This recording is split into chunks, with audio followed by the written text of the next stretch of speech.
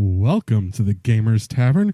Why is it always the flame bait episodes we can never find guests for? This week, Ross and I reintroduce ourselves to you a little bit as we go through all our segments because we have no guests talking about the subject of alignment. And yeah, we don't exactly agree on a lot of stuff, but just like we are civil to each other on the show, be civil to each other in the comments section. But first, grab a drink from the bar and take a seat at the table in the corner, and we'll be right back after this word from our sponsor.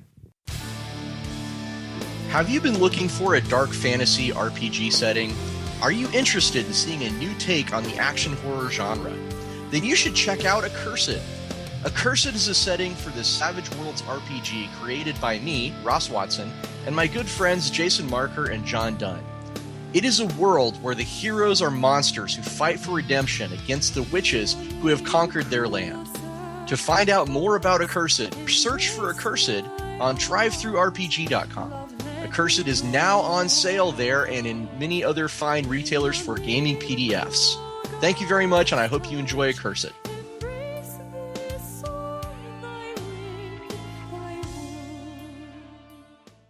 Hello and welcome to episode 28 of the Gamers Tavern podcast. I'm Ross Watson, your host.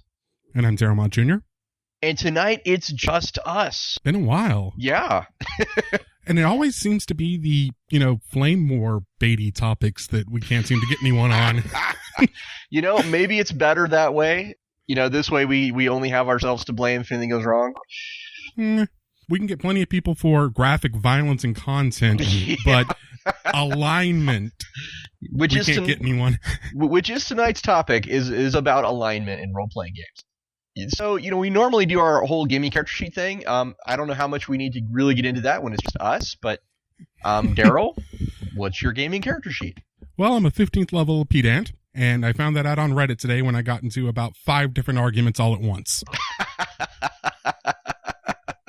Well, it's not my fault. Someone started a thread that said, what's a fact that's commonly misunderstood? And it was just like, it drew all of my type like flies. We were all over the place. Wow. It was kind of brilliant. But yes, I write the gaming tabletop column for Ain't It Cool News. And I've also been a gamer pretty much all of my life in some way, shape, or form, all the way up from I Can Count Colors to do Candyland up until today. Very good. And what is your alignment? That being the topic of the night. That depends on how much bourbon I've had, I think. I tend to slide more to the chaotic neutral the more bourbon I've had, I think. So sober Darryl is chaotic good and... Possibly, yeah. Okay. Well, that's interesting. I am a 7th level rocket ranger. And my alignment is normally lawful good, but you get some whiskey in me, some Irish whiskey. I found this out last Gen Con. Jason Marker tells the story way better than I do. But I found out that I do transform into Whiskey Ross, and Whiskey Ross is definitely more lawful neutral than lawful good. Probably even more chaotic than that, actually. I don't know. That's an interesting question, but let's see. I am a game designer with quite a few credits. Actually, I just recently rebuilt my website on the internet. It is therosswatson.com. And I put together like a list of my credits there, and I was kind of surprised to see, really, I was like, wow, I forgot how many I have here. Yeah, it's every single time I have to send out an email to a guest. It's like, and our host is Ross Watson, who worked on, okay, how can I trim this down a little bit and still hit all the high notes because there's so many of them. Yeah, well, the high points are Star Wars, Edge of the Empire, the 40K roleplay line, and Darksiders 2, probably. So that's my gaming character sheet in brief. If you want to know more about us, like in extensive detail, Darryl and I talked about that in episode 0. Is that correct? That's right. And for the record, yes, I know it sounds like absolute horse shit now.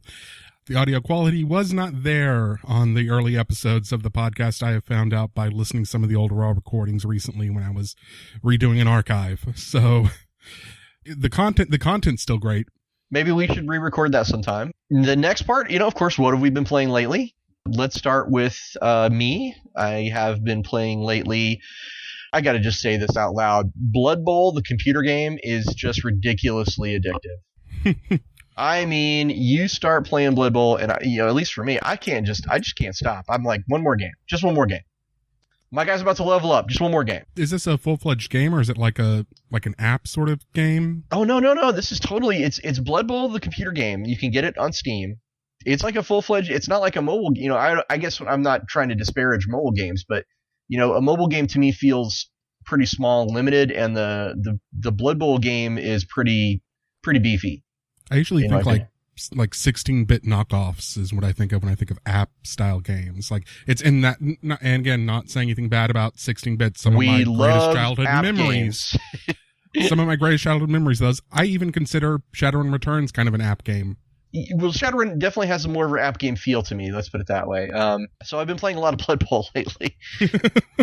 And I've got, my Avengers game still running every week, and we just wrapped up my big Accursed campaign just this last weekend, and we're going to start playing Arduin Grimoire next, because that's kind of my next thing. Nice.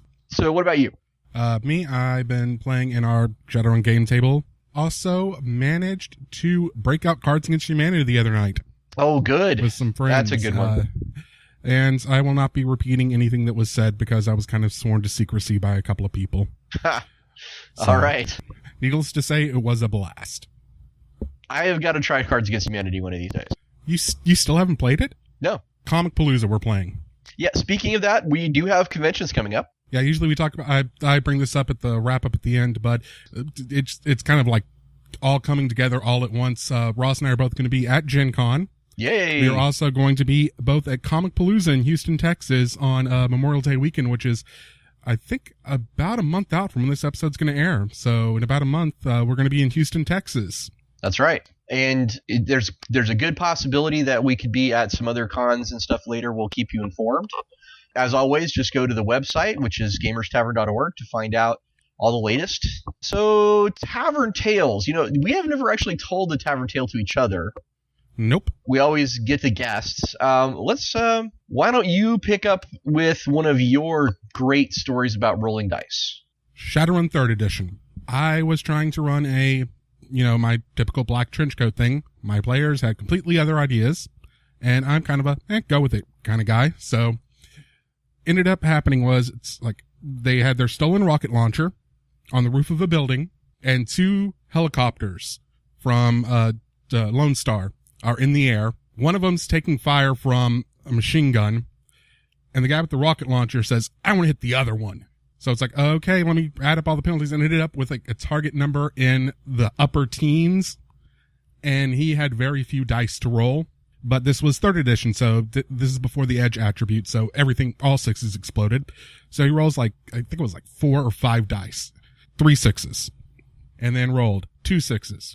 2 6s. Nice. 5 and a 6. 6. It ended up, his final results on one hit was something like 37, I think. Wow. I wanted to say 36, but no, it couldn't have been 36. It had to have been at least 37, because 36 is divisible by 6, which meant he would have gotten to roll one more time and add it on. But most target numbers in Shadowrun 3rd edition, a hard target number is like 8, 9, 10. Yeah. He rolled a 36. So my rolling, the missile came out of the tube, went through the bay, the personnel bay of one helicopter, threaded the needle, and hit the other one. Nice. Now, isn't there, if I remember correctly, in 3rd edition, one of the hardest things to get is a Barrett sniper rifle, and it's like an 18 target number, I want to say? For the availability, yeah. Something like that. So, that's pretty amazing. That is very amazing, of course, back in 3rd edition, which, there were some really interesting things about Shadowrun 3rd edition. Maybe sometime we should do an Edition Wars show about Shadowrun, but I always remember how, the shotguns were king back in those days. A burst-firing shotgun, oh my god. 3rd edition, wow. Oh. Those things were nasty. Thankfully, my players never picked up on that, but the only thing worse than those is something Spoonie went over in his very first Counter Monkey, which was the DMSO and the various nasty shit you could do with that. Yeah, exactly. The squirt gun war. The squirt gun war. Yeah. And they're still nasty. Yep. So, all right, let me give an example of something very memorable. I was playing one of my first Savage Worlds games with Clint Black, who is the line developer for Pinnacle. So I picked a good time to start learning more about Savage Worlds. This was at Genghis Con a couple of years ago, so I was in Aurora, Colorado with the Denver Gamers Association. And Clint was running us through a game that helped inspire Accursed, actually, because it was like the Creature Commandos. We were all different types of monsters in World War II fighting Nazis. And I was playing the werewolf. And I spent like most of the game in human form because I was a doctor. I was just make sure everybody was still up and running. We get to the big final battle, though, and Dracula is there. And all these Nazi bad guys and Dracula. And just to be clear, Dracula is just one of all the really awesome bad guys in the room. I said, well, it's time for me to wolf out and attack Dracula. Clint's like, all right, so, let's see what you get. Well, in Savage Worlds, you have your dice that explode as well. And I had one of those times where I just rolled and kept on rolling. And I remember my damage total was something like 42 off of a D10, a D6, and a D4, I think. That's an awful lot of rerolls. And I was just like, wow, 42 damage. And Clint consults his book and looks at us, spends all his bennies, rolls some dice, looks at us. He goes, well, yeah, I tried to soak as hard as I could, and you still killed the hell out of me. So yeah, you just ripped Dracula's heart out of his chest. I was like, yes. That was a great moment. But the movies, he's going to come back anyway. Well, Dracula being Dracula. But It was a great game, and that's one of the things I just love about Savage Worlds is there's moments. Well, I love this about any game with exploding dice, honestly. There's moments where you get the whole table involved in that random roll, and everybody's just watching breathlessly to see how high that number can go. You know what I mean? Like edge of the chair, or they'll actually stand up and lean over the table to watch that next die to see if it's another exploding one. Yeah, those are moments I think are great. And that's one of the reasons why I really, really love dice. And one of the reasons, honestly, why I've kind of avoided diceless game systems. But there you go. So let's talk about alignment. Alignment goes back to the origins of role-playing games in terms of the original Dungeons & Dragons had a 3-step alignment. There was law, neutral, and chaos. Dwarves were law, chaos was elves, and humans could be anything. No, actually, I think this was, at least from my understanding, and this was the red box when I saw these. Okay, I'm talking about the 74 box set. Okay, you're talking about the white box. Yes. Okay. The red box is when the 77 printing was the very first time they had the good, evil, law, chaos axis. No, that's not true. So you had the 9-step. No, it's not? No. And the red box I had was actually very similar to this, but it was called lawful, neutral, and chaotic. And they roughly corresponded to good, neutral, and evil in that the main villain of the red box was Bargle, and Bargle was chaotic. And they explained that meant, he was basically evil, and Alana was lawful. The thing was, though, I think that they couched it in terms that even my young mind, which I was like 7 or 8 years old, even my young mind could actually capture that this was not a typical view of good guys and bad guys, that this was actually taking a slightly more cosmetist approach, where the idea of law and chaos as forces were something I hadn't even thought of before that point.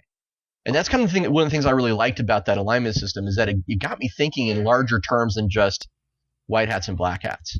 Yeah. And one thing I want to point out, I did double check my source on that, and you are correct. In the original sets, it was lawful, neutral, and chaotic, not law and chaos. But yeah, that's pretty much exactly what it was. It was law didn't necessarily mean good and chaos didn't necessarily mean evil, because again, the elves, who, if you remember any of the early editions of D&Ds, the elves were so overpowered.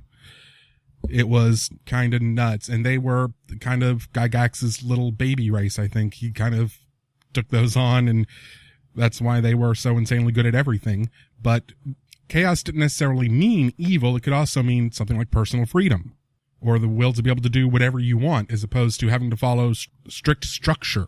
Right. And yeah, it's interesting because alignment, I mean, if we were to ask the question, what is alignment? Mm-hmm. And maybe that's a good place to start. I would define it as it's an attempt to codify basically your attitudes. Moral outlook? Well, I would say your attitudes and your outlook, mm-hmm. and your moral center.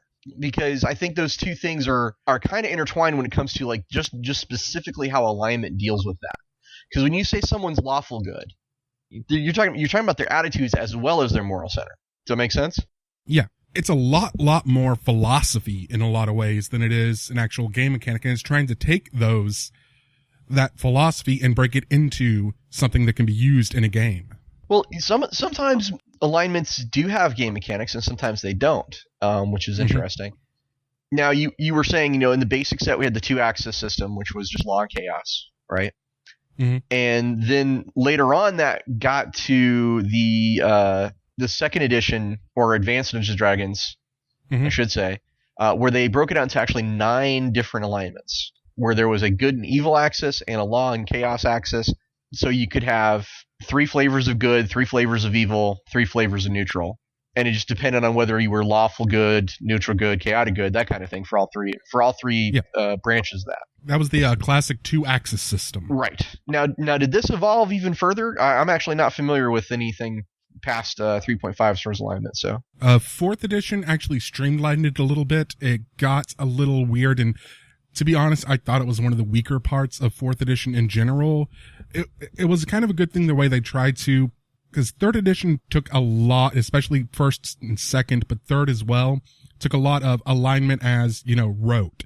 So you had things like a spell, protection from good, protection from evil, protection from law, protection from chaos, that gave you bonuses based on the alignment of whatever was attacking you or you were attacking. And 4th edition tried to kind of move away from that in a way. So they streamlined the system into, I believe it was just 5. Yeah, lawful good, unaligned, evil, and chaotic evil. Yep.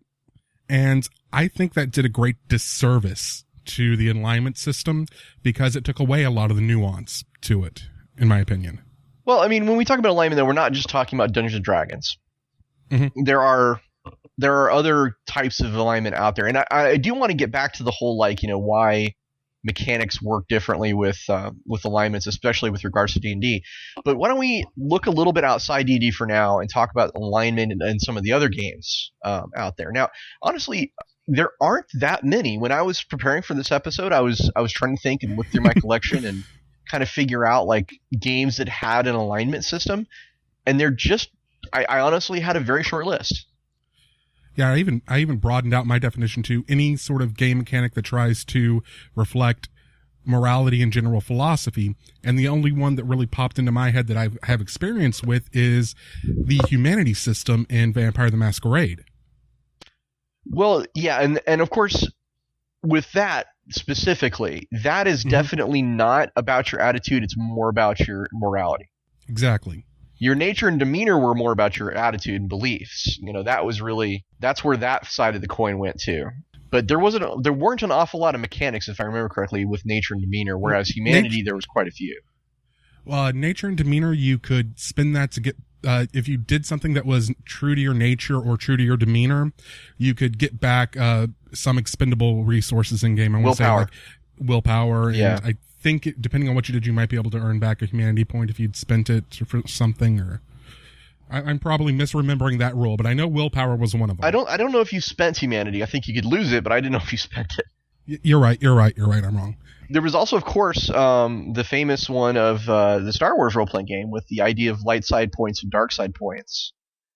Although this was kind of a weird hybrid of alignment and a boost mechanic, or the boost resource, I should say. The boost resource was to spend these points, the force points, to do awesome things. But you could earn dark side points for doing dark side things in the dark side morality. It was still a measurement of your morality. Yeah, and that even carried over to the D20 game as well, where they still had dark side points in that too, but the dark side points in that weren't.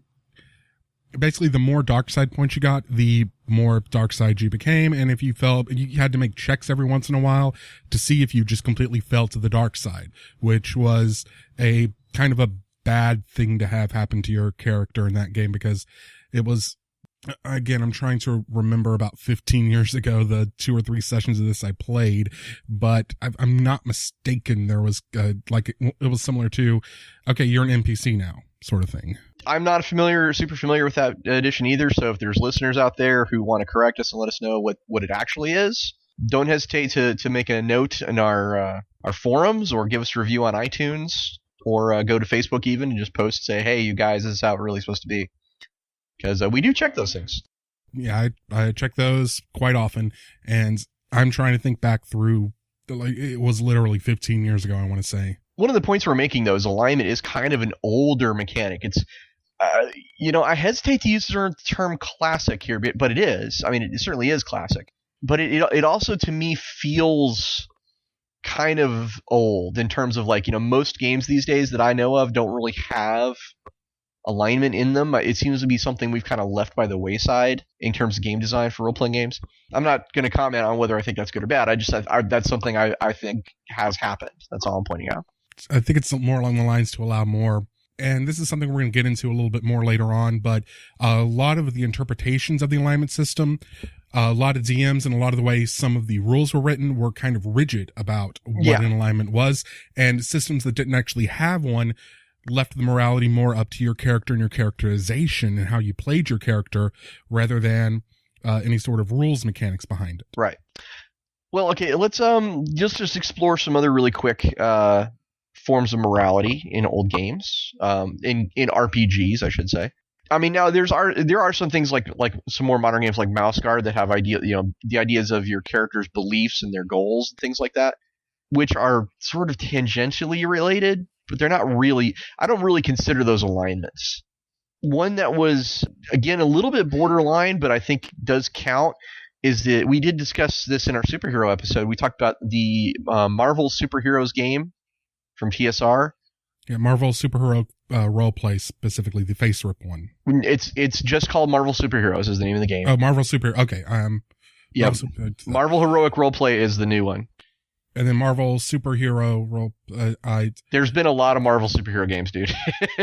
Honestly, there really have. We covered 4 of them on our episode on superheroes. So, yeah, this is something that was actually new to me because I hadn't heard about this thing, but it sounded really cool and really in character for the system and the tone of the game they were trying to go for. Yeah, it's called Karma, and it was. It commits one of the things I consider to be like a cardinal sin in game design. It's both an XP and a boost resource, which I hate. Okay, I'm sorry. We were not supposed to have any hate on this game, on this show. I apologize for breaking that rule a little bit. Darryl's free to assign punishments as he sees fit, but I'm very disappointed by the idea that my XP is also my boost resource because, well, that's a different topic. But Karma was awarded to you for doing heroic things, and it sort of penalized you for doing unheroic things. And what they were trying to do, I think, is they were really trying to, and this is Jeff Grubb, who's a designer who created this. Mm-hmm. What I think he was really going for there is he was trying to give people an idea who may not have been big comic book readers, the sort of Silver Age, early Bronze Age mentality of comic books, of superheroes, of what a superhero was supposed to be doing. Because at the time this game came out, it was all dungeon crawling and running around killing people because you wanted to take their stuff. The infamous murder hobo phrase. Yeah, so I think he may have had a point in wanting to really drive home the idea that you were supposed to be a hero, and they made a point of this that if that the Punisher and Wolverine, because they did things unheroically, they killed people and weren't really crime busters. They were a different type of hero. That was something that they basically walked around with 0 karma all the time. They made a point of that. And they had an idea of this team karma system so that the whole team would lose karma if one of your guys was acting like them. I consider it to be a little on the heavy-handed side, but I think it's forgivable. They were going for a tone, and they were trying something new that hadn't been done in gaming before, so I'll cut them a lot of slack on that one. Well, I'm not going to say it's certainly not the first superhero role-playing game. I'm not trying to say that. And we covered all of that stuff again in our superhero episode. But let's move on because we've talked about what their alignment was. And you've never played a Palladium game, have you? I've read through the Teenage Mutant Ninja Turtles book once when I was a kid, and that was it. I think I made a character, but I never actually played. Well, in Teenage Mutant Ninja Turtles and actually all of the Palladium RPGs, they have a alignment system that is extremely similar to the AD&D version. Now they call theirs the good alignments are principled and scrupulous. They have what are called selfish alignments, which are unprincipled and anarchist, and they have evil alignments, which are aberrant and miscreants, and diabolic. They have 3 evils, they have 2 selfishes, and 2 goods. But there's no such thing as like neutral. I mean, the closest thing is, and they make a big deal out of it, that there's no neutral alignment. The selfish alignments are basically neutral. I mean, they do a good. One thing I do like about these is they do have like a 13 or 14 step list of things that your character will do if you have this alignment. And I like that because it gives you an idea of what those alignments really mean. But at the same time, it also feels very rigid in the implementation. But some of these things that they say your character will do are actually pretty hilarious. One of my favorites is under one of the evil alignments where it says, oh, you will most certainly lie and cheat to your friends. After all, you can always find friends. I was like, that's funny. I don't know. For some reason, I just thought that was great. So, it's very similar to the D&D alignments. But however, the one big distinction, I think, is that there is, as far as I'm aware, no real mechanical repercussions besides some strange skills you can't take if you have the right morality. And I actually, it bothers me on that level, though, too, because, like, one of the best hand-to-hand fighting systems in the game, in any of the games, honestly, is the assassin hand-to-hand skill, which you can only take if your character is evil. And I'm like, really? I mean, I can't even be the formerly evil guy who is now, now a good guy. I have to start out evil, and it's weird. It's just strange, some of the decisions in there. But that's what brought up some of the issues we're going to cover later about the idea of how to implement that. I actually found a website, it's the Wikipedia article on alignment in role-playing game systems, and they have a bunch of others in here, but a lot of them I don't really consider alignment systems. They've got GURPS in here, but all it talks about are the mental disadvantages. Really, that's not really a system. That's something completely different. Yeah, well, I consider it different, definitely. They talk about unknown armies and passions. I don't really know much about that game, so I'm not sure exactly what those are, but it sounds kind of similar to like advantages and disadvantages the way it's being described. Do you know anything about unknown armies? I've never played it. I've only kind of glanced at it. The only other one that I think of that we might know anything about is they talk about Warhammer Fantasy Roleplay. Yeah, they're talking about the 5-step linear system, not Warhammer 40K. This is Warhammer Fantasy Roleplay. Yeah, and they're talking about the original, the back in the 80s. It hasn't been like that for quite a while. Let's just put it that way. Yeah, but it was originally law, good, neutral, evil, chaotic, and you could move along the linear path, but you couldn't go from neutral to chaotic. You had to go to neutral to evil to chaotic. I believe they're talking about the 1986 version. Everything from 2005 later, it does not have that. Okay. And to be honest, I don't know. I've never played Warhammer Fantasy Roleplay, and this Wikipedia article does not cite sources. So I'm going to be going in, adding my citation needed quotes a little bit later. Someone is wrong on the internet. I'm not getting any sleep tonight. All right, so do we want to kind of briefly cover like what those 9 classic alignments are? I don't know if there's actually briefly covering the alignment system, because anytime, in my experience, anytime you bring up that, it's an argument. Everyone has seen that image macro that goes around the 9 squares, and then you put your favorite genre characters in each one to describe their alignment. You put a quote underneath their picture, and then the 250 comment Facebook thread fight breaks out. Yeah. Picard is not neutral. Good. Picard is... Well, let's talk about what we think they are. How about that? I mean, we with the caveat that we are only saying for our own personal beliefs and not trying to say it's this way for every group, every game.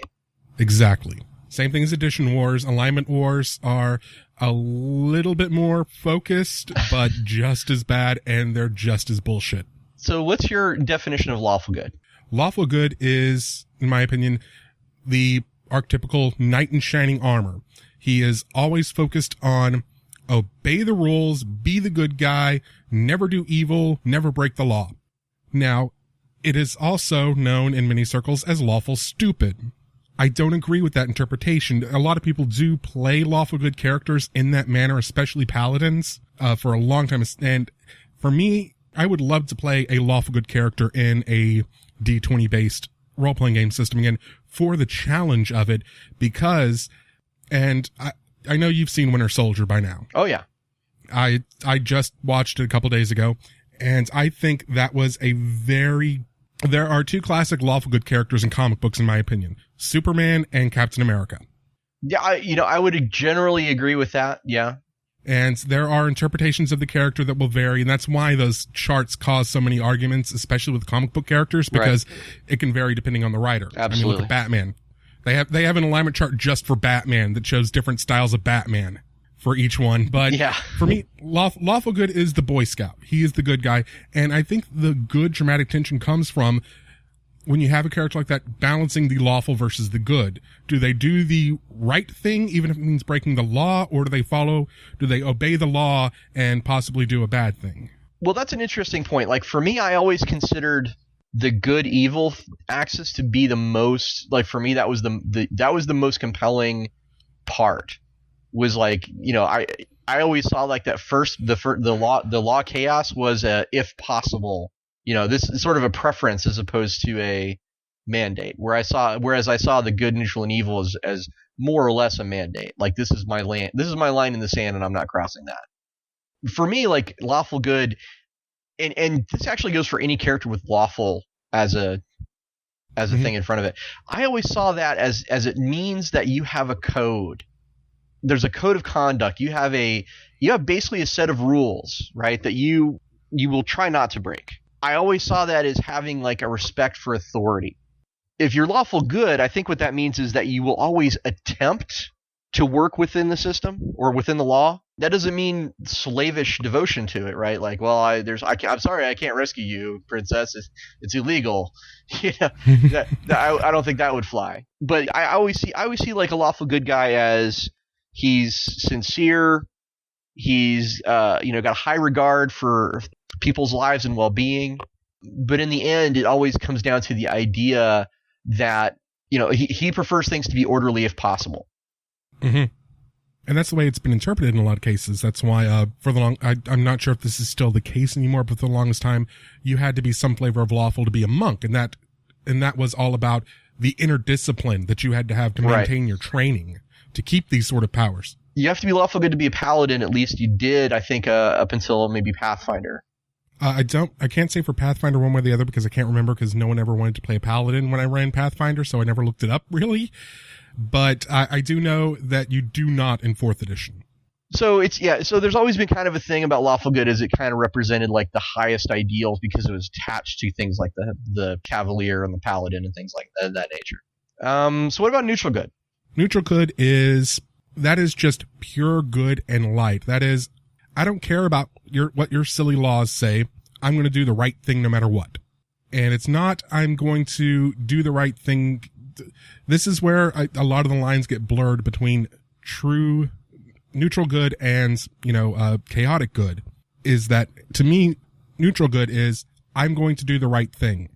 I may or may not have to break a law to do it, but the right thing is the right thing to do, period. Yeah, I mean, to me, neutral good is kind of like the fuzziest. For me, it's honestly like one of the fuzziest alignments as far as like, how do I define this? I certainly agree with you that a neutral good character puts the ideals of good over evil, as in almost every respect. Mm-hmm. But it's weird. It's like, for me, whenever I think of a neutral good character, I think of trying to define them by what they're not. Well, they're not super lawful. Well, they're not super chaotic. It's hard for me to think of like what a neutral good character is besides those things. I mean, I know he's good, right? I know he's probably going to work within the law if he can, but I mean, with less respect for it, obviously, then I don't know. Maybe that's what it boils down to. Is he just holds up that ideal of good more, uber alles, maybe. And it could also represent someone who is good and pure at heart, but may not care about the organization, the neat and tidy. Well, it could also be about balance. It's neutral is often like seen as a balancing thing. Where you understand where law and chaos meet and when to move those goalposts a little bit. So maybe a neutral character is really about justice. Just saying. Not entirely sure I agree, but I definitely see where you're coming from on that one. And, and I'm not. That's a good. Yeah. It's one of those things I'd have to sit and. I've never thought of it that way before. So. Well, yeah. I mean, one thing that's great about this particular topic is making me think about things differently too. Sometimes you take it for granted if it's been with you for a long time, and alignment's been with me for a really long time. And I will say this, it is very, very hard to define alignments without just saying, oh, this character, this character, this character, this character, and this character. What about chaotic good? Chaotic good, that's the hardest one to define without naming a character, but... Yeah, because there's a classic example. Robin Hood. Still from the rich to give to the poor. That's the classic example. For me, that's kind of the way I always look at it. They are the swashbucklers, the bon vivants. It is, I'm going to do my own thing, but my thing's going to be the right thing. I am not going to do an evil act. I will fight evil to my dying breath, but I have no respect whatsoever for authority. Well, I look at it as they're willing to lie and cheat if it means getting to the good. Maybe these are the guys I always saw as like the champions of personal freedom, and the idea is, kind of like the American colonists, if you will. They were like, monarchies are great, but what would be better is if every man had a say. I did play a character who was chaotic good for a really, really, really long time, and it was actually important to that character to be chaotic good. A lot of characters I make, the alignment doesn't really matter. It's just kind of a placeholder for various magical effects. But with this character, it was really important for her because she was a champion of personal freedom, and like one of her things later on became like actively seeking out and fighting slavery because it was offensive to her. And I think there's times when alignment can really kind of bond you with the character, and for me, chaotic good was the one I did the most of that on. And I gotta say, almost all of my favorite characters in fiction tend to run along the chaotic good lines when it comes to how, and that's why this one's a really hard one for me, not to just sit off here and name off Malcolm Reynolds, Harry Dresden, Han Solo, all these, exactly, fighting on the side of good, but screw your rules. I'm going to do the right thing no matter what. I want to live my life the way I want to live it, and the way I want to live it is by righting wrongs. Sure. What about, so we've gone over the goods, let's talk about the neutrals. Lawful neutral. Lawful neutral and chaotic neutral are very, very easy for me to define. True neutral is damn near impossible without saying the E word. But lawful neutral is, like we discussed on the comic book episode, Judge Dredd. And again, I keep naming damn characters instead of coming up with an actual definition. They are, lawful neutral is law and order is first and foremost.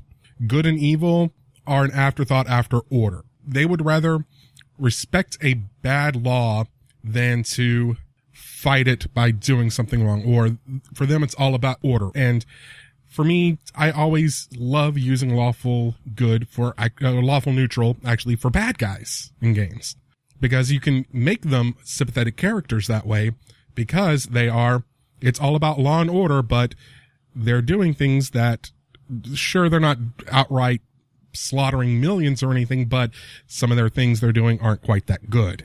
That's an interesting take on it. I have always seen lawful neutral as guys who are committed. Like I said, it's about that code. I feel like, again, like the lawful good guy, he puts like good over his code, but his code is still really important. For the lawful neutral guy, I feel like in my opinion, this is for me where the guy puts his code of honor or his code of ethics, he puts that above everything else. So in a way, it's kind of like you're saying is that, for him, it's, the rules are what's the most important thing. But I think, a lawful neutral guy could be, maybe I make the rules, maybe you make the rules, whatever they are. But these rules are important because, that's how I feel that those guys are. They're committed to order. So then we do get to one of the hardest to define, true neutral.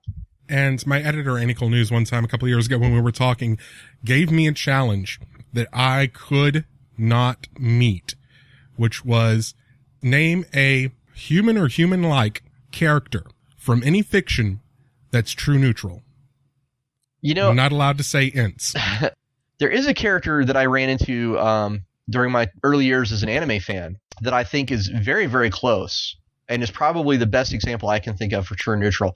It's a character called Carla from the Record of Lodoss War series. I never finished watching that. And the idea of Carla is that he or she, I think it was a she, had been a she was part of like a civilization that had destroyed itself in the past. It was a very powerful magic-based civilization, and she had survived by putting her consciousness into a circlet, and she would possess people that picked up the circlet. And so the core conflict that's going on in the Record of Lodoss War anime is these two nations are fighting, and one is clearly evil and one is clearly good, right?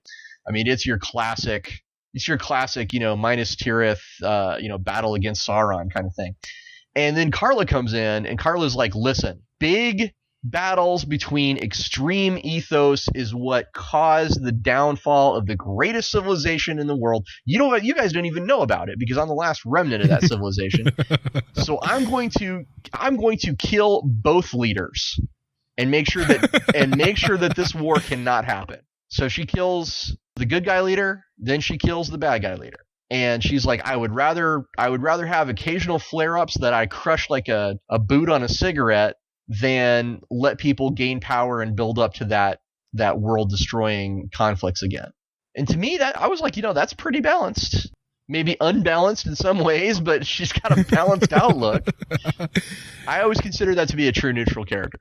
And the only way I've ever been able to actually figure out a way to play any sort of true neutral character is to go for that balance aspect of ultimate power corrupts no matter who you are, and ultimate lawful versus ultimate chaos. Neither one is the right answer. You have to have organization, plus you have to have personal freedom.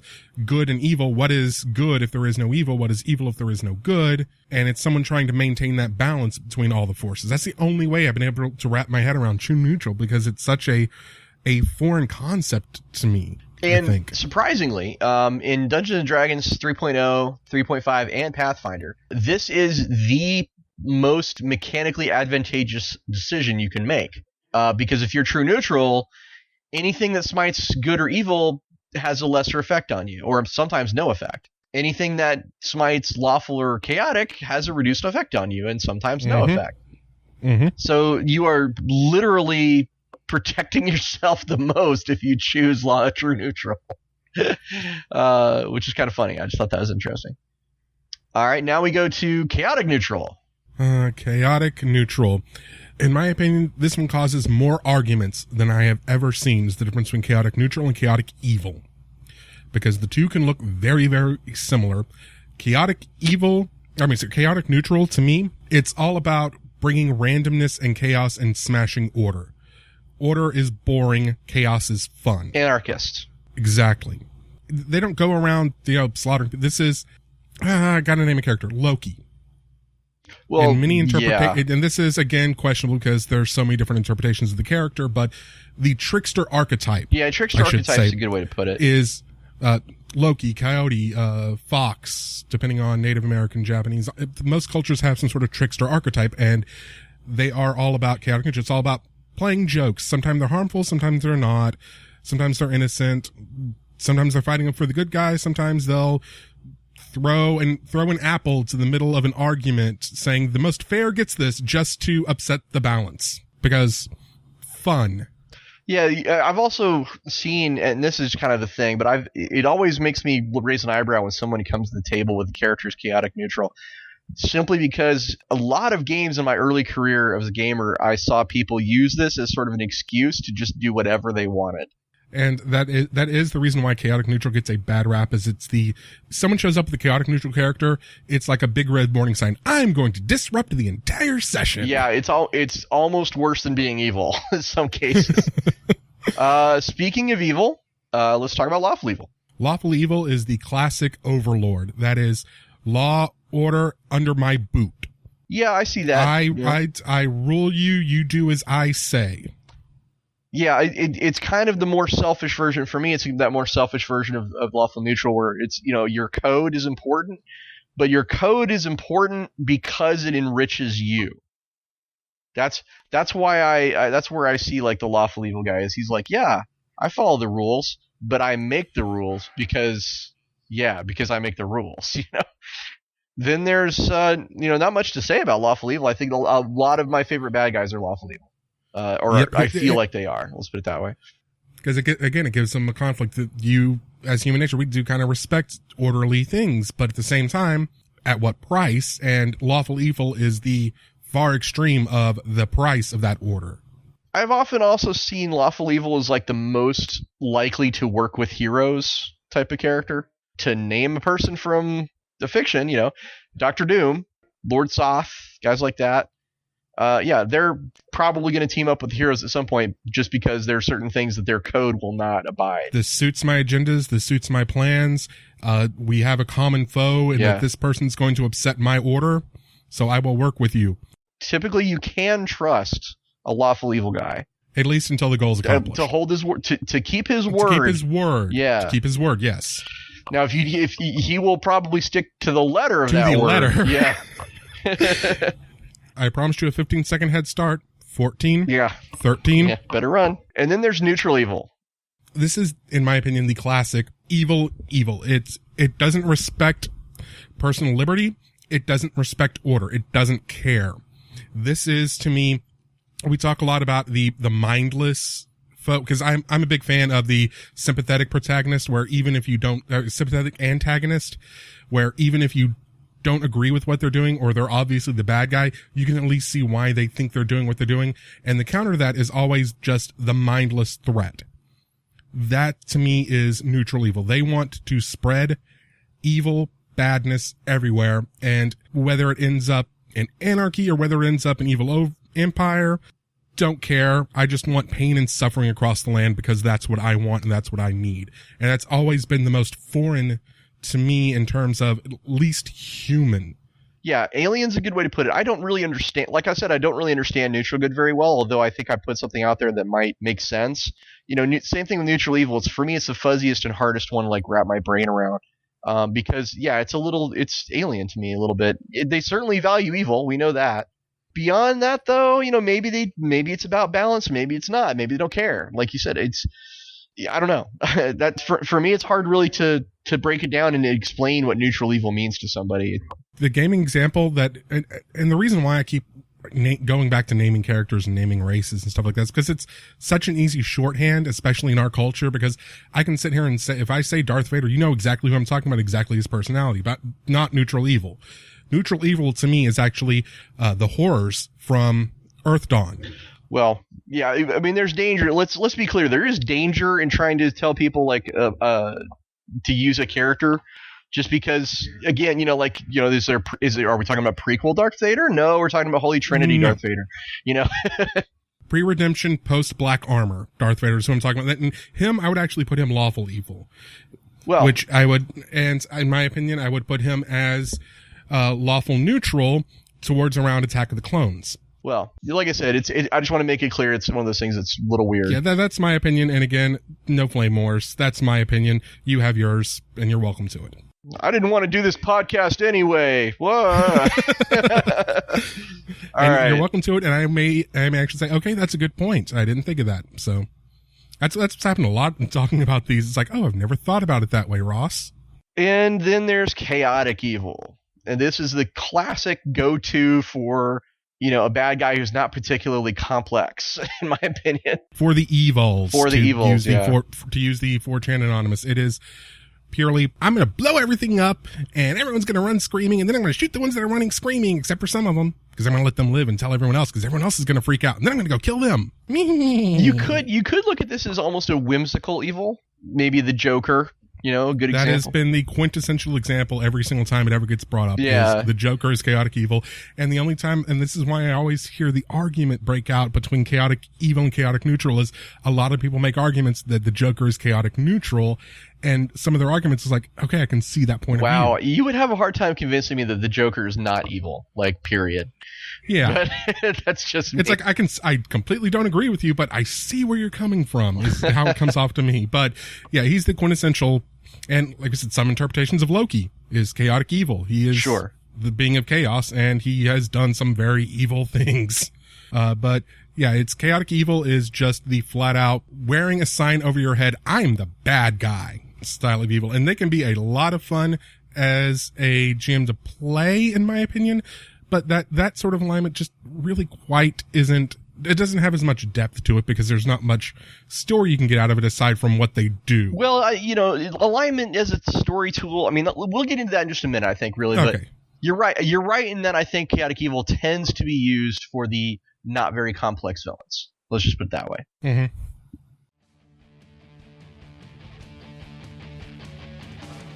Did you think the Spirit Store was only open during Halloween? Well, I've got some news for you.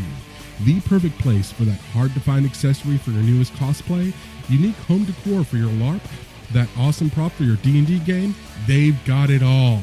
Whether you're on a budget or you're looking for the highest quality product you can find, Spirit has what you need. Just go to the show notes or to gamerstavern.org and click on the affiliate link to support the show and find that perfect item now.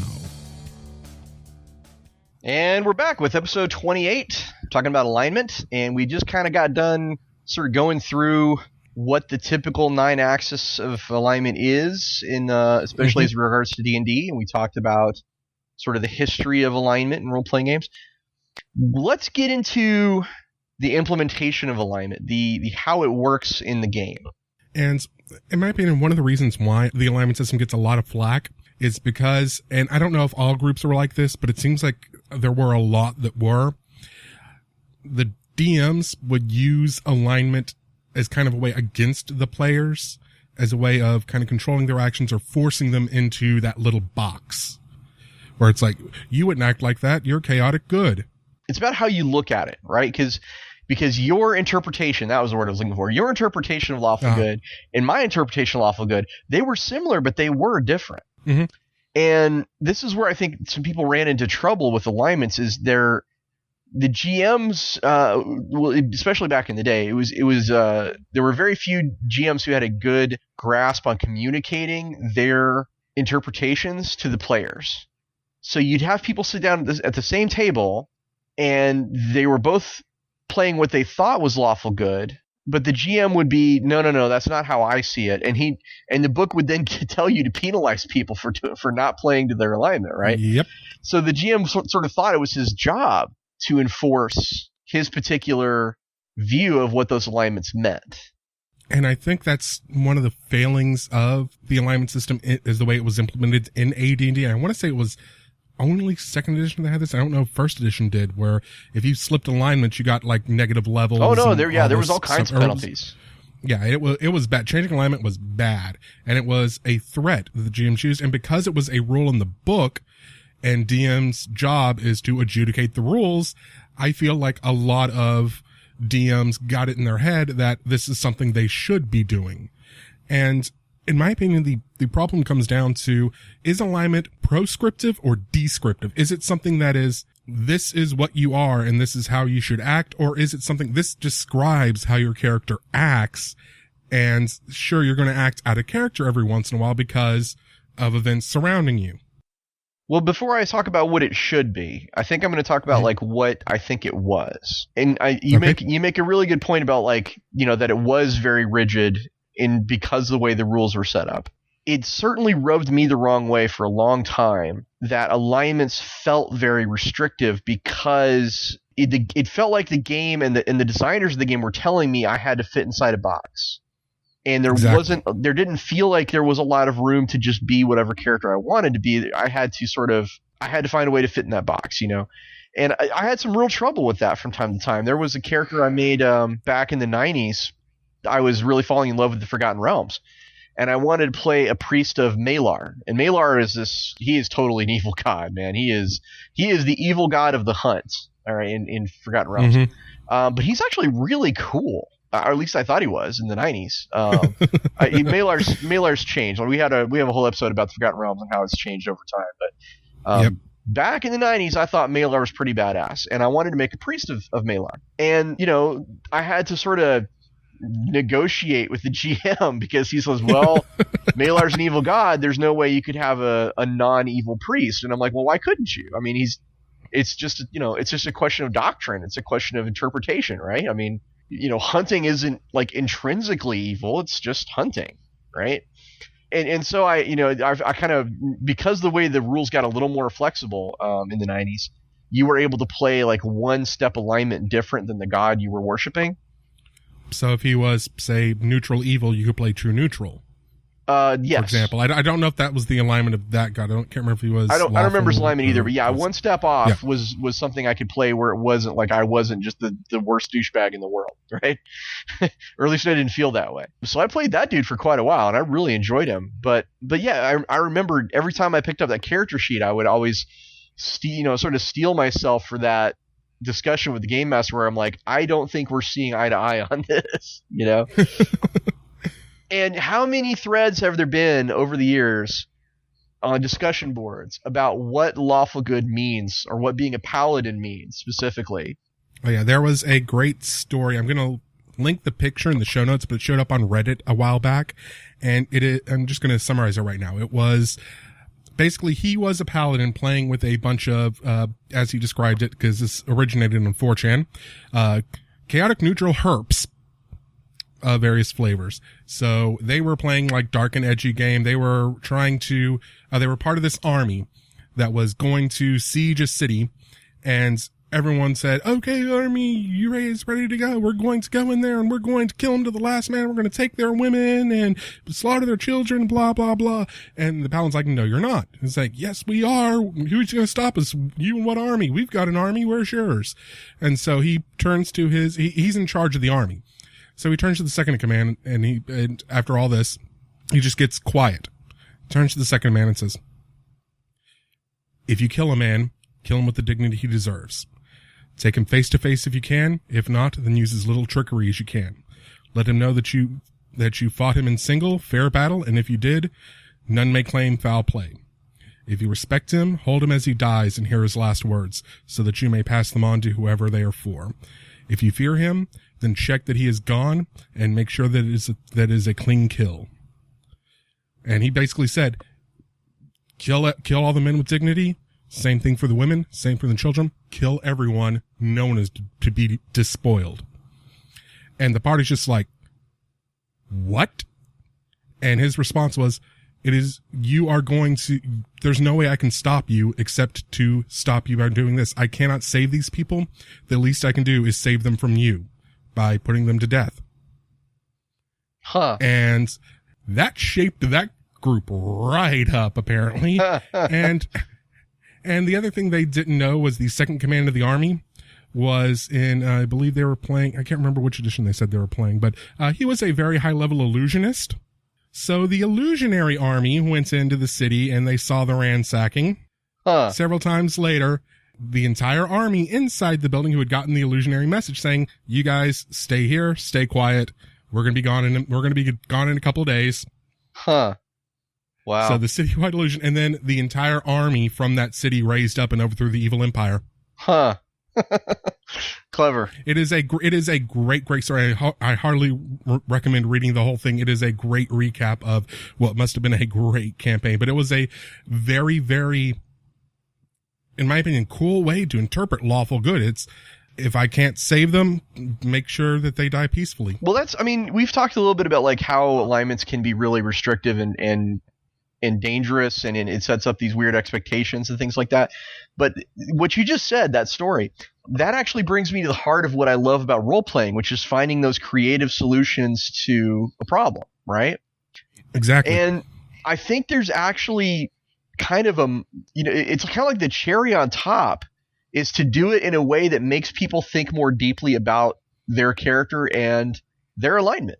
I mean, that's if I did that in a game where there wasn't any alignment, I would have been happy because that was still cool. But it's somehow a little cooler because he did it within the restrictions that you had. Yeah, it's just like it's a little cooler. You found the third option that managed to both A, win the challenge that was going on, right, and B, do it without breaking the rules that you have set for you. Yeah, which is, the thing we all wanted out of Man of Steel, right? Was that for Superman to find that other way.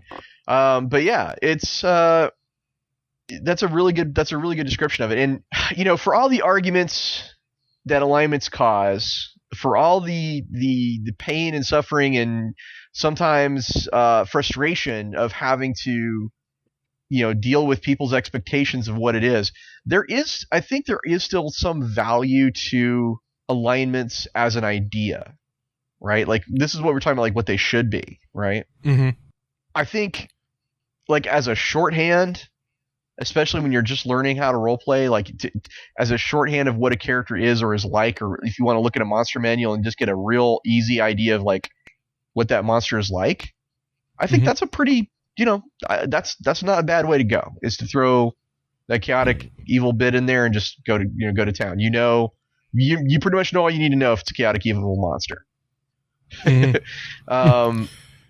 So as a shorthand, it can be really useful, and I think again it can be interesting to make you think about things in a larger sense than just white hats or black hats.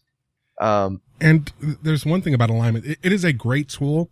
The only thing I don't like about the way it's used in some cases is the classic orc baby. Yeah, well, yeah, that's a dilemma, right? It's because then your alignments, you feel like in the orc baby scenario, and for the listeners, you probably better explain what that is. But in the orc baby scenario, alignment feels more forced on me than in any other time. This is the classic scenario, and I've used it before when I was young and stupid and didn't know better, but it comes up a lot whenever you have a group of, when you're wanting to run the heroic campaign and you're the DM, you come up with this moral thing to try to make them think about the actions they're doing, and you try to come up with some more sort of moral test. And the one that's just the perfect shorthand is you have a toddler orc, or you have a group of you've defeated the warband, but now you found their wives who have their babies with them. What do you do? And the question is, do you let them go, knowing that they're going to grow up to be chaotic evil and rampage across the land, or do you slaughter children? And it's supposed to be a moral question, and in my opinion, it's just a false thing. It doesn't make you think the way you should about the alignment. It's just a way to kind of it's way too heavy-handed, in my opinion. Yeah, I never feel more forced about my alignment than when those kinds of situations come up in a game with alignments. Now, I love the idea of moral quandaries. I put them in as many of my games as a GM as possible. I try to throw in those interesting choices because that's what I think makes the heart of role-playing, is finding that creative solution, right? Yes. But yeah, it's just for some reason it does feel very heavy-handed when we're talking about the orc baby issue. It feels like a plot device. It doesn't feel like a thing, because the way and of course it's realistic, because yes, that's going to come up. These monsters breed, so therefore there must be children versions of these monsters. So are the children versions of the monsters evil? And it's just the way it's typically handled. And I'm not saying there's no way to handle it where it won't be a good moral quandary, but every single time it comes up, it always feels like, hey, here's the thing. And that's exactly how it felt whenever I did it as a DM. It felt like, hey, here's the moral question. How are you going to answer it, you barbarian savages that you've been ripping up my campaign for 3 months? Well, there's also things like, if alignment is a thing in the world, and I mean, like, there's some verisimilitude to alignment having, actual repercussions, like certain spells, is a good way to look at that, right? And the monster manual will tell you, like, some creatures are always lawful evil or always lawful good or whatever they happen to be, right? Which is kind of a thing setting up in the world that if you meet a gold dragon, it's lawful good, right? If you meet a red dragon, it's chaotic evil because they're always chaotic evil. I mean, I'm not sure that those are actual things. I haven't honestly looked in the rulebook, but you know what I'm talking about is, like, if there is some kind of notation about that. And if I'm not mistaken, that's the correct colors. Right, I think it's correct colors. I'm just not sure if it's always or usually for them. But anyway, point being, depends on the edition. Depending on the edition. The point being is that in a world where you know for a fact that every little Barghest grows up to be chaotic evil without exception, right? That does kind of change the worldview a little bit. Because there's just absolutely no chance that they will be anything other than lawful, or chaotic evil or whatever they happen to be. So it changes that paradigm a bit when you have that kind of situation. Now, I played in a game that went for a year. It was like I went from 1st to 17th level, and this was a game where the alignments were an actual physical thing that happened in the world. This is the same one where I had the chaotic good, character who was all about personal freedom. And it felt, in that particular game, it felt real. It felt like it was part of the world. It felt really cool. And I liked that I could sort of understand his setting a little bit more because his alignments were very out there. It was pretty obvious, like they were part of that setting. It allowed us to do some interesting things. But at the same time, I think in the final analysis, I tend to prefer to just not even do alignments. It's something that really only exists on the character sheet. If I'm a GM, you don't have to. I'm not going to you put down whatever you want in that little box. Really, if I'm the GM, because to me, it's the character is far more important and far more impactful than the alignment ever will be.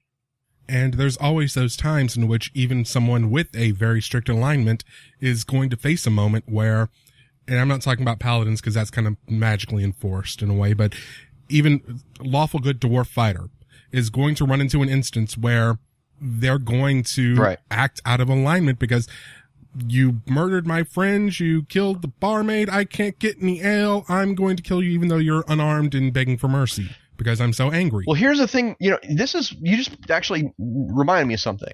The thing about alignment that actually I find the most restrictive is that it kind of presupposes that your character is static. It doesn't really allow you to grow, to have an arc, to change. And I always like to change. I like to have my character be different at the end of the campaign than he was at the beginning of the campaign. And so changing your outlook, that can be a change of alignment. There's no reason why it couldn't or shouldn't.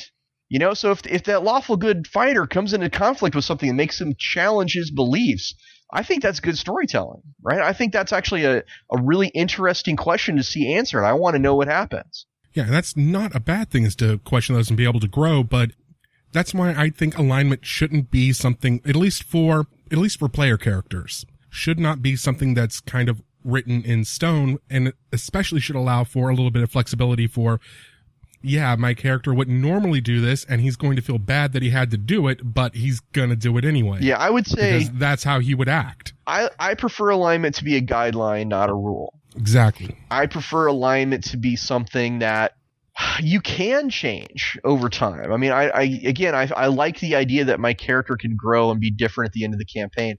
So, that's kind of the big thing about alignment for me, is I just don't like it because I feel like I won't. I feel like it's weird for me to change alignments because I don't know. I'm babbling now at this point. I've lost command of the English language. But I think you know what I'm saying. I just don't really care for it as a storytelling tool because of that static feel to me. Yeah, and the more you move away from it being, like I said, proscriptive, where it's this is how you should act, if it's descriptive, saying this is a shorthand for how my character is, I feel it works a lot better that way. Agreed. The only exception I have to that is when you get some supernatural element involved. A paladin is going to have some sort of, there is something else beyond the character that's enforcing his behavior. He can, in that same situation I had with the, you killed my friends, you killed my family, I'm going to kill you even though you're unarmed and begging for mercy. That's maybe what my character would do in that moment, but there's severe consequences because you are now a fallen paladin, because you broke your code. And that's a completely different thing. I don't mind those because that's something the player is taking onto their character voluntarily. Well, that's not technically true. Yes, the player makes a choice, but the GM has some responsibility there too, because he set up that situation and he had to have known that that was a possibility. Well, I'm using this as an example. I'm talking like this is the bad guy from the last 3 sessions straight, and you finally tracked him down, and now he's doing this after he's done all these bad things, and it's, like I said, it's a poor example because it's off the top of my head. Well, but I'm just saying it's actually bad GMing if you are mechanically punishing someone for playing in character. Unless it's, okay, your character knows that if he does this, this is going to break his code. Well, you can justify it, to some extent with that, but I still feel like I feel like any GM, who gets you in that situation probably knew what he was doing. And this is another thing though too, is that I think it limits GMs to some extent too, the idea of alignment, because it prohibits. I think a lot of GMs these days that are raised on alignments, they don't tend to put those kind of moral quandaries and those kinds of dilemmas in their game specifically because of that. Because the character, you already know how the character is going to act, and if they act out of alignment, then something happens. Right. So I think that alignment, again, descriptive rather than proscriptive, but I think in some ways the damage has already been done. As far as like how people role play, like I think a lot of I'm not saying all, and I'm certainly not even saying most, but I think a significant number, let's put it that way, of GMs have been raised on this ideal of alignment as a static thing, and you should never try to make people change alignments, and changing alignments is bad. And I think that really has impacted some of the storytelling techniques, that we use in role playing. Does that make sense to you? It completely does. It is almost across the board, in my experience, a generational thing. People who came into the game, the later you come into the hobby, the less you look at alignment that way. That's true. I have never played with someone in the last 5 or 6 years who are in their 20s who said, well, I'm chaotic good, so I would. Right. I'll get that a lot from players who were in their 20s before then, or who are currently in their 30s or 40s, because they looked at it as, I have to play in my box. Right. And everyone else is like looking at it a little bit more like a guideline, because they're more used to the games that don't have alignments, or video games that don't have very strict alignments. They may have some sort of fluid morality system to them, kind of like Fable does. Yeah, Mass Effect, Fable, but those are, to be honest, and this is a video game thing, but to be honest, I haven't seen one that does a really, really good job of doing that. Everything seems like, okay, you have two options. Do you kill the kid, or do you give them 50 gold pieces and let them on their way? Well, those games, the morality in those games though too is, it's weird because you can actually build up a huge meter in either side and still do something incredibly the other side. Like it feels impactful. Like let's say I've been the good guy the whole time in Mass Effect, and then I get that one choice to be a total asshole, and I take it. And I'm like, in the real world, you would just be a total asshole. Like, if 99% of the time you're good, and then you're a total raging asshole once, that's enough. That's also kind of a limitation in the medium, but we're kind of getting a little off topic on that one. It's because it's a computer instead of a person interpreting everything. Well, so. Yeah, but I think to me, that is one of the things that's been unrealistic about it. Like, because there's been times where it's mechanically advantageous in those games to select, the evil selection, and you can do it and still get all the benefits of having the really high good reputation. So I've been Paragon this whole game. I want to take Renegade once, god damn it. Yeah. And you get away with it. So it's, we were talking basically about choices that don't have consequences at that point. But yeah. Or if you're looking at it like, I'm playing my alignment, so I have to do this way. And that's because of those sort of really black and white morality questions for video games, or gaming systems that don't have any sort of alignment system. You start to see a lot of the younger gamers treating it a lot more fluid, which works really well. And I think 4th edition really played into that, which I think may be the only good thing about that sort of streamlined system, because it wasn't so argumentative to get on which of the 9 axes are you on. It's like, no, are you really, really super good, always good Boy Scout, or are you just kind of good guy, or are you just I don't care, or are you bad, or are you bad? Well, that's a question. Let's get to that last bullet point there. Does alignment work in the modern gaming environment? Well, I wanted to say one more thing that we kind of brushed over a little bit, the magical creatures one. Okay. That bullet point, because there is a fiction series that I'm kind of obsessed with called The Dresden Files. And one thing that's kind of made apparent in that series over the time when you read it is that humans are unique in that world with all the supernatural creatures going on, in that their natures are their own to determine. Many of the supernatural creatures, even the sentient ones, have something that prevents them from acting out of character. And if they do act out of character, that's when something majorly is wrong. For example, the she in that setting, in that world, cannot tell a lie. It is physically impossible for them to tell a lie. So they learn by the letter of the law, okay, I'm going to follow the letter of my law of my agreement with you. You never said this, so I've gotten all the way around it. Or I talked all the way around that point, never gave you a straight answer. Or we were talking in hypotheticals.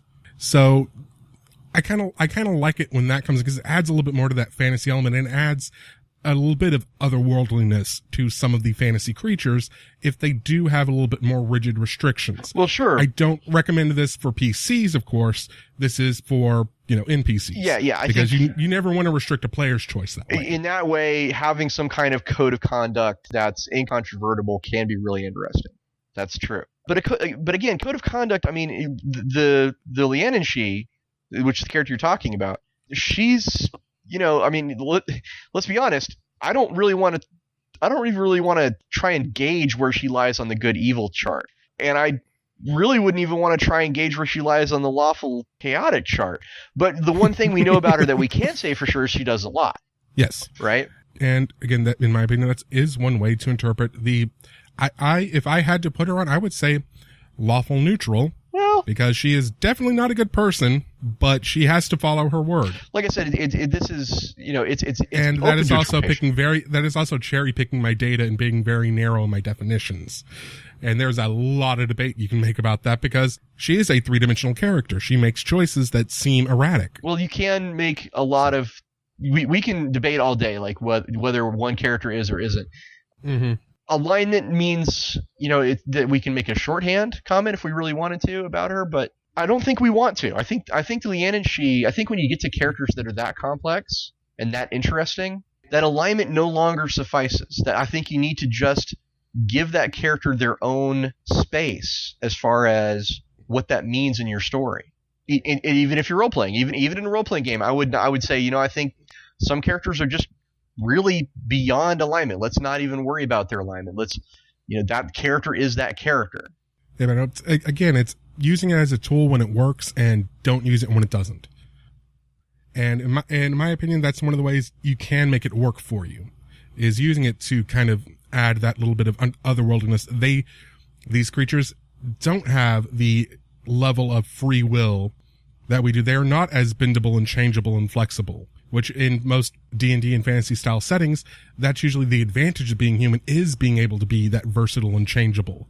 It's a tool. If you want to use it that way, you can. It's up to you. That's one of the interpretations I like about it, when you can use it that way. Well, all right. I think the place we got to with that was actually really important and interesting, because the idea of a character being beyond alignment is, I think, a valuable one. Let's get back to the idea of, does alignment work in modern gaming? Again, I'm going back to exactly what I was just saying. I like it as a tool. I don't like it as a prescriptive, you have to use it rule set. I like having it as a DM, as a player. I like having it in my toolbox if I want to use it. I don't want to be forced into that little box when I'm trying to make a character, whether it's an NPC or a player character. Well, I think this question actually is probably a little more broad. I mean, is it functional? Is alignment functional? Yeah. It doesn't not work, right? I mean, we've talked about a lot of its problems, and we've talked about a lot of its bumps and bruises and things like that. But, again, we've also talked about some things that do work for it. So, yeah, it's functional. But, for me, I think if I had to say, does it really work in the broader sense of modern gaming? This is going to be controversial, but I honestly don't think so. I think that modern gaming has moved on from alignment. I think alignment is kind of a relic. I think there are better ways to give shorthands. I think there's better ways to do what alignment does well without all the baggage that comes along with what alignment is. And I would agree with that. I think my only thing is alignment. I still think alignment is a good tool. It's kind of permeated the culture at this point, so you can't, even if it didn't work, you can't really get away from it because, again, look at all the image macros out there. Yeah, you can't get away from it. I agree with that. But I think there are better ways to utilize it than it has been in the past in many cases. And I think, in my opinion, the more you make it a game mechanic, the further you get away from its usefulness. Again, you're bringing those walls in and turning it into a box, the more rules you add on to it. Yeah, you're right. So I'm just going to go on record again. Like, my opinion is more controversial in that I think we need to do something. I think modern gaming is beyond alignment. We can do better stuff. And to be honest, I would really, really like it if there was something that filled that same hole of being a quick shorthand description of my character without having to have the boxes. Well, I think, there's ways to, I think that's just really your character concept. I mean, if you have a good way of saying what your character concept is, then you know what your morality is. You know what your general beliefs are. At least for you, your own specific character. Now, maybe that shorthand is, maybe puts a little more weight on the GM, like when he's looking at bad guys and he wants to know what those bad guys are like. But I think that's, what really describing the society and culture of the bad guys is going to do, is it's going to give you an idea of what they're like. I'm not sure we need those shorthands anymore. Things like aspects and fate are not really alignment, but they tell you what your character is about. There's, the hindrances, the savage worlds. They're not really alignment, but they tell you what your character is about. These are the things I think that we kind of have evolved into. I think that's where gaming is and is presently, right? Is just at that stage where your concept is delivered down into a shorthand that you understand, and the concept of the bad guys is just a couple of sentences underneath their header that the GM can glance at and go, okay, I get it. I just think that's just where we are now. Can it be fixed? Could we fix alignment to work better? Probably. But it's, I'm just not sure if it's really worth it. I know I'm kind of coming off as a downer. I mean, after all this stuff, after all, and I'm normally the optimist of the two of us, right? Yeah. But this is one of those cases where I'm just like, I think it's better to put alignment on the shelf and say, you did a good job while we needed you, but I think we're past that point now. I will 99% agree with you, with a 1% exception, and that's, as I said, it's kind of ingrained in the culture now with D20 system fantasy roleplay. Whether it should or should not be separated from it, I don't think it can be without it feeling like something's missing from it because it's been there so long. Well, let's say this out loud, like specifically Dungeons and Dragons. Yes. Any other game could probably get away with it. Any other game, possibly even Pathfinder, could just wake up one day and say we're not using alignment anymore. But I think what you're saying is, and if I understand you correctly, what you're saying is that the idea of alignment is ingrained specifically into Dungeons and Dragons to where it's not really Yes. D&D if there isn't alignment. Yes, and the reason why I said D20 fantasy is I kind of feel the same way about Pathfinder and the OSR systems. If you take and again, it may just be the branding and nostalgia, and this is what it should be, but it taking alignment out, it doesn't feel as bad as taking out something like, the 6 attributes or classes or levels, but which is a discussion for another day, where the classes should still be around, but I feel it's something that's so ingrained in the system that I don't know if we took out alignment from D&D, if it would still feel the same. Okay, and that's an argument I can get behind, because you're right. There are certain things about D&D specifically, and that extends to, you're right, it extends to Pathfinder and OSR, where some of the distinctiveness of that game is lost if there is no alignment. I agree with that. And that may be why I'm a little bit defensive of alignment, is because I'm sitting here thinking about what would D&D be without alignment. It would be... No, you've got a point. D&D, but not something's off to me. And I've been playing the game for 20 years now, so... Well, I think that's alignment. We've pretty much covered it. Yep. So where you can find us on the interwebs, maybe, might be our next thing, and what our latest deals are.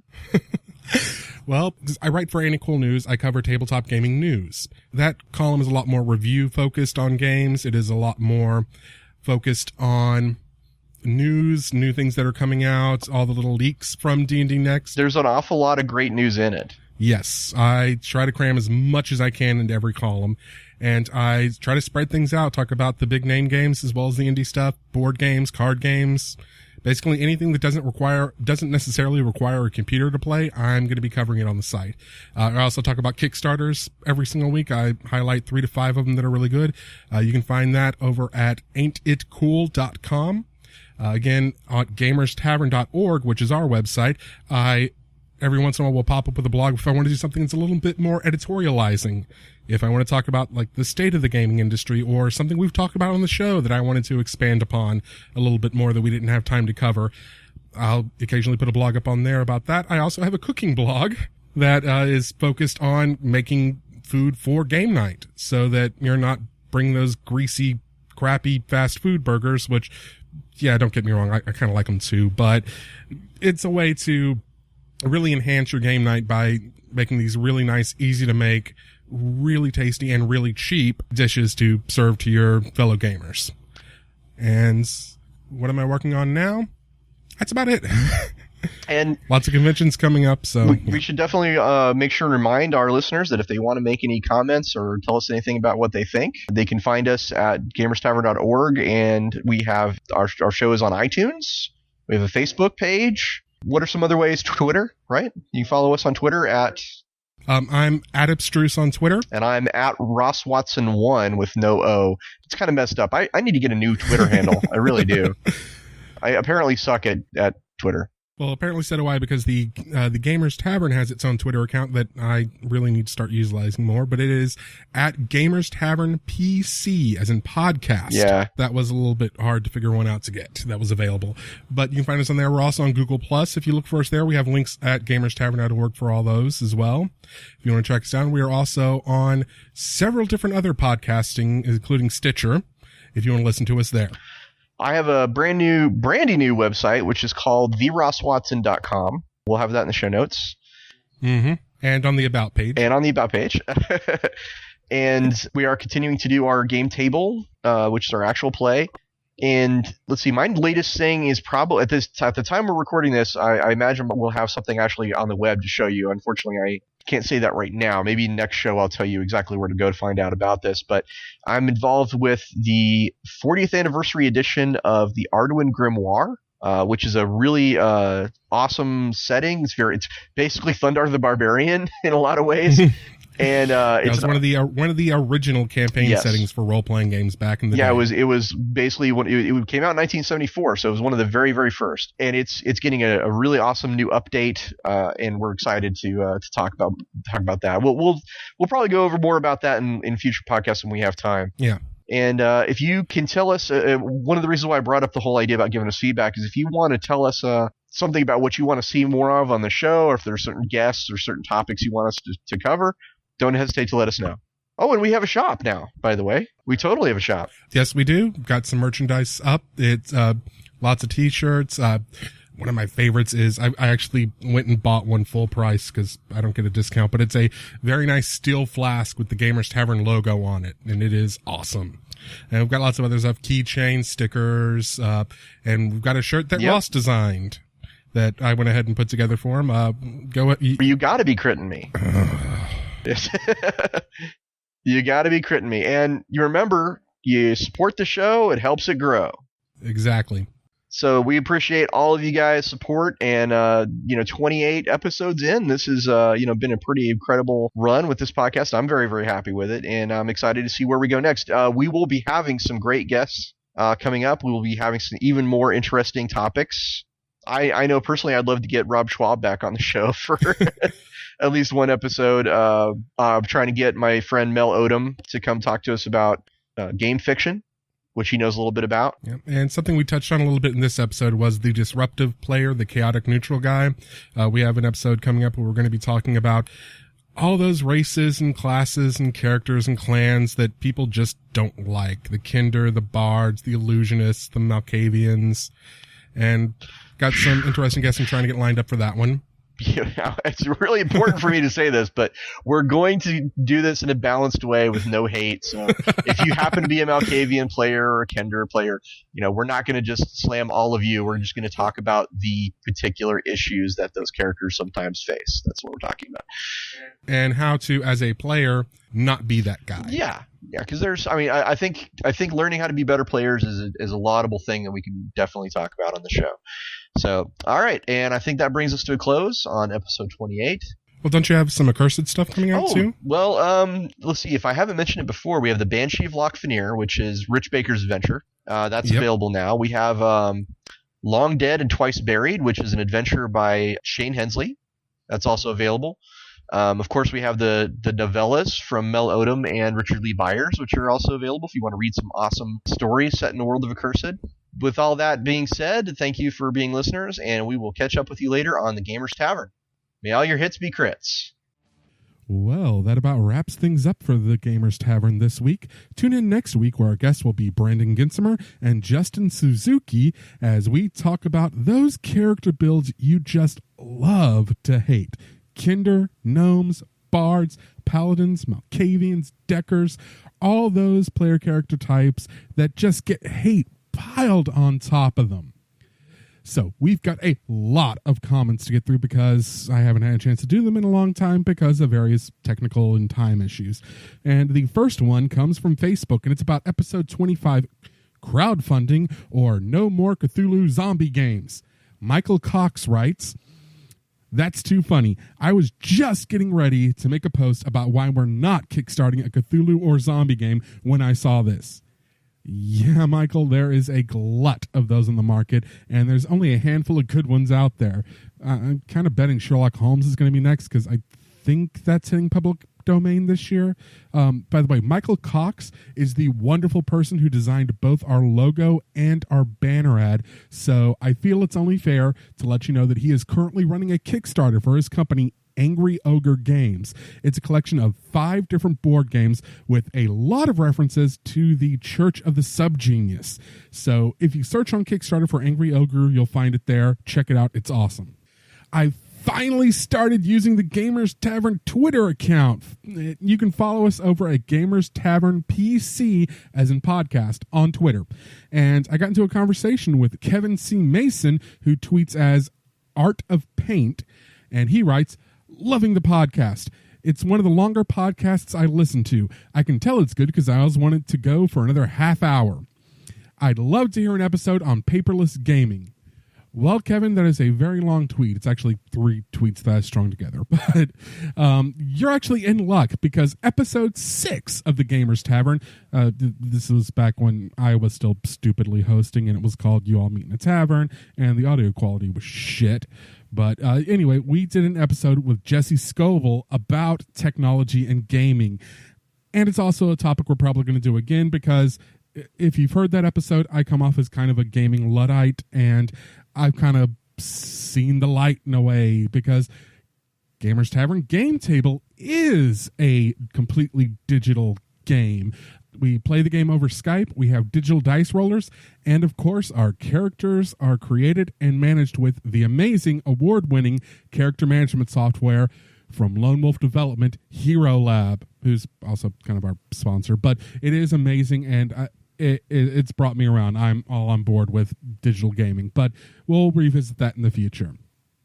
We also got a tweet from Snowflake Specialist, who can be found at BCEEJED on Twitter. "Listening to the most recent Gamers Tavern. I really need to play a Birthright game." You and me both, man. You and me both. So now we're going to come back home to our home turf at gamerstavern.org, where, and I apologize, I'm going to screw up your name, Joe Olwanicki, sorry, who he's apparently going through our archives. And speaking of, I would like to welcome the listeners of the Arcology podcast. Ross and I were a guest this week over on their show talking about Shadowrun, how we produce the Game Table podcast, and Ross talks a little bit about his work on Sprawl Gangers. So make sure to check that out. Anyway, Joe says, "One thing not mentioned about Rifts is that it uses a different game mechanic for different aspects of the game, such as combat and magic. While this adds complexity, a plus to this is the different mechanics make these different aspects feel different during gameplay. In other generic systems, they repeat the same game mechanic and can feel bland when trying to combine everything because it's just the same mechanic gets repeated in gameplay." He's obviously talking about our kitchen sink episode 13 with Ivan Van Norman. And yes, this is a very important point to bring up, but I actually feel it's a failing of Rifts and also a sign of the time in which it was developed. You hit the nail on the head when you said it adds complexity, because when you get different aspects of the same system using different mechanics, it feels like a completely different game. It's one of the complaints a lot of people have about Deckers in Shadowrun since all the way back in the game launched, because it feels like you're not playing the same game. And I kind of like it a little bit better. I understand wanting to add flavor, and I like adding a couple of new mechanics, but I think the core of a game should remain the same no matter what type of character you play, and just the flavor gets added on in bonuses and other little tweaks you can do. So that's my opinion, though. Some people like the complexity. I personally don't. It's not my thing. Finally, we have a comment from Super Terrorizer, who writes about Gamers Tavern Game Table Episode 5. Now this feels like a Shadowrun game. The outcome determined by the knife's edge of a die roll and a kind GM. I'm sure it's all a setup for extra pain down the road. The beauty of Shadowrun being that we can see what happens when a pixie tangles with a roto drone with a sniper rifle hardpoint and sharpshooter auto softs. Very few games offer us this chance. A writer has to suffer to be great, after all. In all seriousness, some of the best roleplay I've come across for Shadowrun, with more than a few laughs from me as I worked. Excellent work, excellent podcast. I'm glad you decided to do an actual playcast after hearing you talk about Shadowrun on episode 7 and hearing how much you dug the setting. Keep it up, guys. It's a really great group that doesn't talk all over each other and gets along very well and understands the setting, and it really comes through when listening. Nice editing, audio leveling as well, a rarity in actual play podcasts. If you are someone wondering about a Shadowrun actual play podcast, this one is absolutely worth your time. Super Terrorizer, I sincerely want to thank you for your kind words. We record over Skype. We don't do multi-track recordings like we do for Gamers Tavern. It's 2 channels. I'm on one channel through the mixer, and they're all on a channel from the Skype call. Just like every other tabletop game you've ever played in your life, we talk over each other, we laugh, we go off topic, we make jokes that have nothing to do. There's a lot of table talk and everything else. Seriously, and everyone's setup's different. Some people are on headsets, some people have proper microphones, some people are turned up loud, some people are low, and we record 4 to 5 hours of audio per session, and each session gets edited down into those 2 1-hour-long episodes that I've been posting. It takes a lot of time to make that sound good, to keep it on topic, to keep the funny bits and make it feel like an organic game without, just completely derailing the discussion like we do when we're actually playing, or we'll go off for 15 minutes talking about Usual Suspects or something. And working with the audio is a cast iron fucking pain in my ass. So I really, really appreciate it that you recognize my hard work, and I thank you very much, and I thank all of our listeners, and I hope that all of you really appreciate the work that I put into this as well, and I hope you keep listening to Gamers Tavern and Gamers Tavern Game Table. That's it for the comments this week. If you'd like to leave us a comment, you can like us on Facebook, follow us on Twitter, leave a review on iTunes, or go to our website at gamerstavern.org. There you can also find the Gamers Tavern store, as well as links to our sponsors to help support the show. This podcast is licensed under a Creative Commons Attribution Non-Commercial No Derivatives 4.0 license. For music credits, please see our website. Until next time, the tavern is closed. Did you think the Spirit Store was only open during Halloween? Well, I've got some news for you. The perfect place for that hard-to-find accessory for your newest cosplay, unique home decor for your LARP, that awesome prop for your D&D game, they've got it all. Whether you're on a budget or you're looking for the highest quality product you can find, Spirit has what you need. Just go to the show notes or to gamerstavern.org and click on the affiliate link to support the show and find that perfect item now.